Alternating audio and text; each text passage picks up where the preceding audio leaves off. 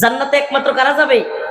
বলবেন হুজুর, তো ইসলাম তো মুহাম্মদুর রাসূলুল্লাহ সাল্লাল্লাহু আলাইহি ওয়াসাল্লাম আসার আগে অন্য ধর্মাবলম্বীরাও যে ছিল, এরা কোথায় যাবে? বাইরে এরাও মুসলমান ছিল। কেমনে? এক আল্লাহ, আদম আলাইহিস সালাম তারও কালিমা ছিল লা ইলাহা ইল্লাল্লাহ, নূহ আলাইহিস সালাম কালিমা ছিল লা ইলাহা ইল্লাল্লাহ, মুসা আলাইহিস সালাম কালিমা ছিল লা ইলাহা ইল্লাল্লাহ। একটু হালকা রাসূলদের সাথে পরিবর্তন হয়েছে, মূল অংশে পরিবর্তন হয় নাই। কালিমার মধ্যে ওই অংশ যেটা রিসালাত নিয়ে যিনি এসেছিলেন, নবুয়ত নিয়ে যিনি এসেছিলেন, যেমন লা ইলাহা ইল্লাল্লাহ ইব্রাহিম খলিলুল্লাহ, লা ইলাহা ইল্লাল্লাহ মুসা কালিমুল্লাহ, লা ইলাহা ইল্লাল্লাহ ঈসা রূহুল্লাহ, লা ইলাহা ইল্লাল্লাহ মুহাম্মাদুর রাসূলুল্লাহ সাল্লাল্লাহু আলাইহি ওয়াসাল্লাম। তার মানে লা ইলাহা ইল্লাল্লাহ সবসময় ছিল। ওই লা ইলাহা ইল্লাল্লাহ আল্লাহ ছাড়া কোনো মাবুদ নাই, এই কথার উপর যাদের ঈমান ছিল তারা সকলেই কি মুসলমান? তারা সকলেই কি মুসলমান? ইব্রাহিম আলাইহিস সালামকে প্রশ্ন করা হয়েছিল, তিনিও বলেছিল আমি মুসলিম। সুবহানাল্লাহ। তার মানে বোঝা যায় একমাত্র কারা জান্নাতে যাবে? বলেন না, কারা জান্নাতে যাবে? মুসলিম হয়ে কবরে যেতে চান কে কে? হাত তোলেন। হুজুর আমরা তো সবাই মুসলমান, তো মুসলিম হয়ে কবরে যেতাম মানে? শুনেন, আল্লাহ রাসূল হাদিসের মধ্যে বলেছেন, কষ্ট হইতেছে হাত তুলতে, আল্লাহ রাসূল হাদিসের মধ্যে বলেছেন যে শেষ জামানায় সকালবেলায় ইমানদার হয়ে ঘর থেকে বের হবে, বিকেলে বেঈমান হয়ে ঘরে ঢুকবে। আমার মনে হয় এই জামানাটা কিয়ামতের পরে আসবে। হ্যাঁ, জামানা এটা কিয়ামতের পরে আসবে না আইসা গেছে? হ্যাঁ, সকালবেলায় মসজিদে যায়, বিকাল বেলায় মন্দিরে। কথা কয় না? সকালবেলায় আল্লাহরে রাজি খুশি করে, বিকাল বেলায় গিয়া দুর্গারে রাজি খুশি করে। অবস্থা তৈরি হয়েছে না হয় নাই? কখনো তো খেলা দেখেনি নাই, ভুট্টা আয়ুক না।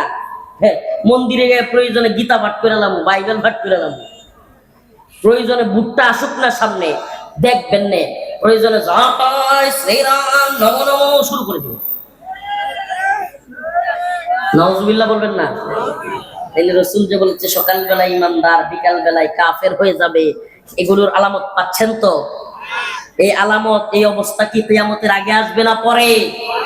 বলেন আগে না পরে?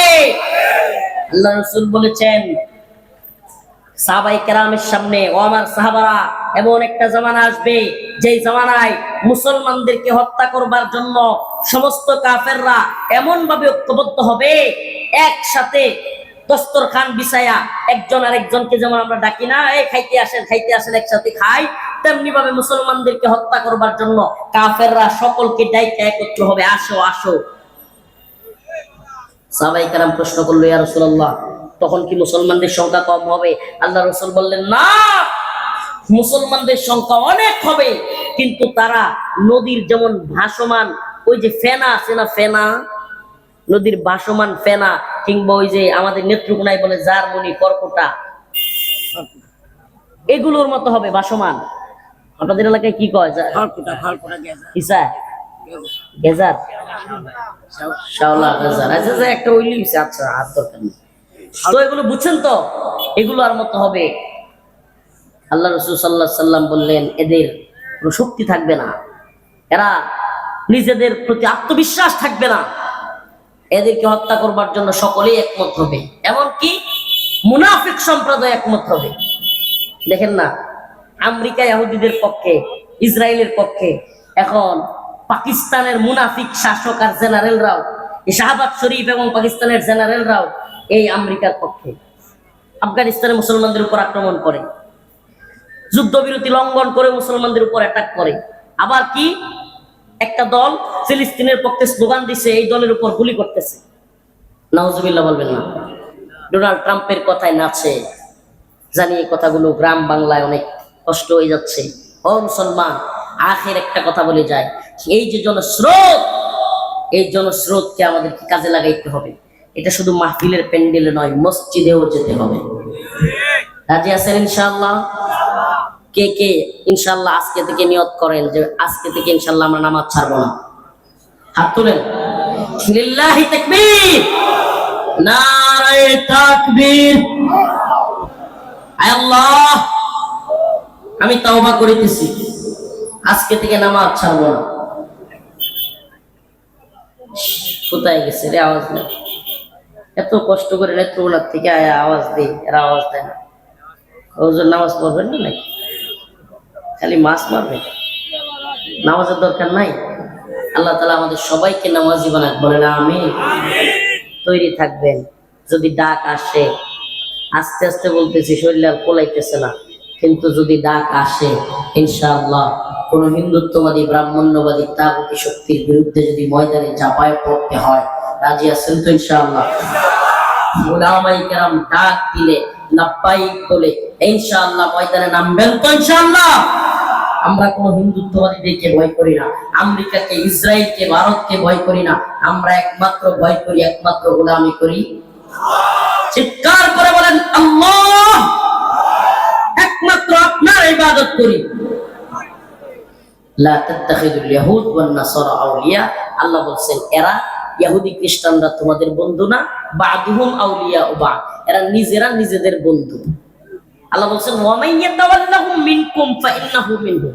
আল্লাহ বলছেন তোমাদের মধ্যে হাসিনা, তোমাদের মধ্যে শাহবাজ শরীফ, কিংবা তোমাদের মধ্যে ডক্টর মোহাম্মদ ইউনূস, যদি কেউ তাদের সাথে পীড়িত করে, বন্ধুত্ব করে, আল্লাহর কথা এটা, ওয়া মান ইয়াতাওয়াল্লাহুম মিনকুম ফাইন্নাহু মিনহুম, তাইলে সে তোমাদের দলের কেউ না, সে ওই ইহুদি খ্রিস্টানদের দলের লোক, সে মুশরিকদের দলের লোক। কার কথা?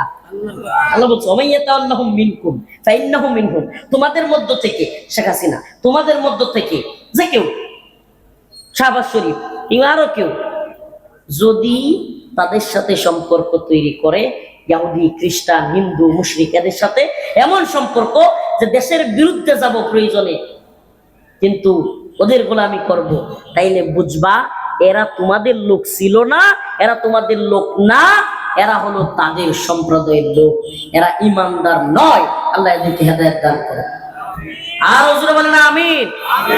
আর যদি কেউ ইমানের কথা চিন্তা করে, দেশের কথা, জাতির কথা চিন্তা করে, উম্মার কল্যাণে চিন্তা করে, সে অবশ্যই অবশ্যই ইমানদার। আল্লাহ তাআলা আমাদের সবাইকে ইমানদার হিসেবে শত্রু মিত্র চিনে কবরে যাওয়ার তৌফিক দান করুক, বলেন আমিন।